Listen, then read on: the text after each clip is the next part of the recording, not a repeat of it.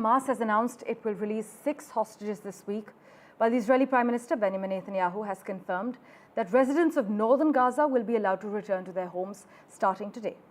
Among the hostages to be freed is Abel Yehud, a civilian whose case has been at the center of a diplomatic standoff that delayed the return of Gazans to northern areas. But over the weekend, Hamas released 4 Israeli soldiers but withheld Yehud, prompting Israel to accuse the group of breaching the terms of the ceasefire deal.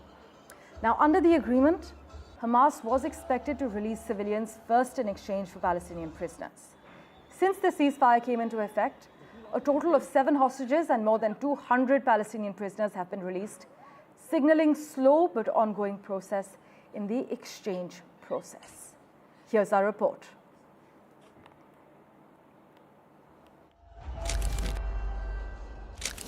For 476 days, 4 young Israeli soldiers, Liri Albag, Karina Ariev, Daniela Gilboa and Nama Levy lived in captivity, taken hostage during Hamas's October 7th attack on the Nahal Oz military base near Gaza.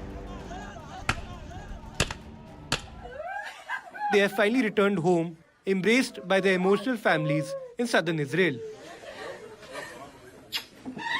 The young soldiers, all aged 19 or 20, served in a lookout unit monitoring threats along the border. Their release came after weeks of negotiations and as part of a fragile ceasefire. In the West Bank, the atmosphere was one of jubilation. Thousands of Palestinians filled the streets of Ramallah as buses carrying prisoners rolled in. Men who had spent decades behind bars were carried aloft by cheering crowds, celebrating their return to freedom. Among the released were 200 Palestinian prisoners, including 120 serving life sentences for deadly attacks. But for around 70 others who are banned from returning to Israel or Palestinian territory, freedom came with exile.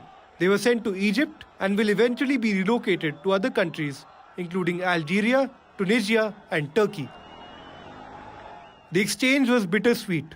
Israel's military expressed a relief over the hostages' return, but reminded the world of the brutal toll of Hamas's October 7th attack, which left over 1,200 Israelis dead. For Palestinians, the celebrations were a brief respite in a war that has devastated Gaza, with more than 47,000 lives lost, according to Gaza health authorities.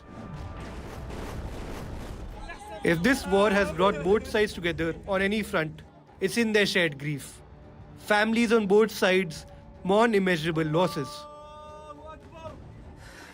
While this is just the first phase of the ceasefire, hostages reunite with their loved ones and prisoners taste freedom, the scars of this conflict remain. With Ridhima Kedia, Bureau Report, NDTV World.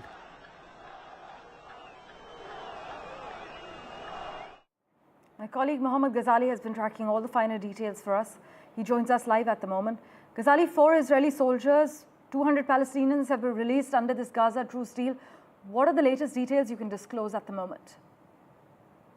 As per the Israeli government, there was one civilian hostage who was scheduled to be released on Saturday, which Hamas perhaps refused to release. And Hamas said that they had some internal kind of disagreement with Palestinian Islamic Jihad, another armed faction which operates in Gaza. And perhaps that is why they couldn't release that civilian hostage. But Israeli Prime Minister Mr. Benjamin Netanyahu was very adamant that as per the agreement, the civilian hostage was scheduled to be released on Saturday. And since Hamas didn't release him, that is why he won't allow Gaza's residents from moving towards northern Gaza, and that is why thousands of Gaza residents have been holed up near the border of northern Gaza. And yesterday, after hectic negotiations between Qatar and Egypt asking Hamas to release the civilian hostage, the Prime Minister of Israel has now announced late night that Hamas will release this civilian hostage on Thursday, and an additional 3 hostages as per schedule will be released on the coming Saturday. And from 8 a.m. onwards, India time at around 11:30 a.m. onwards, the Gaza residents who have been stopped before moving towards the northern side of the Gaza will be allowed to go back to their own region. So some movement there after negotiations between all the stakeholders, the latest being that one more civilian hostage will be released on Thursday. As per schedule, every Saturday the release and exchange has to happen.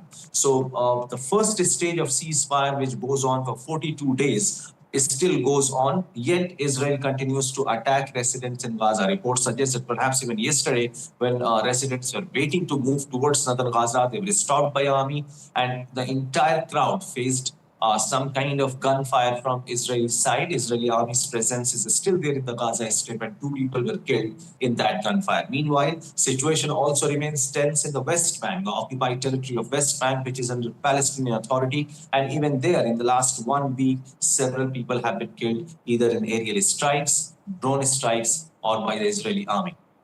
As always, Mohammad Ghazali, thank you so much for joining us with the latest details coming in.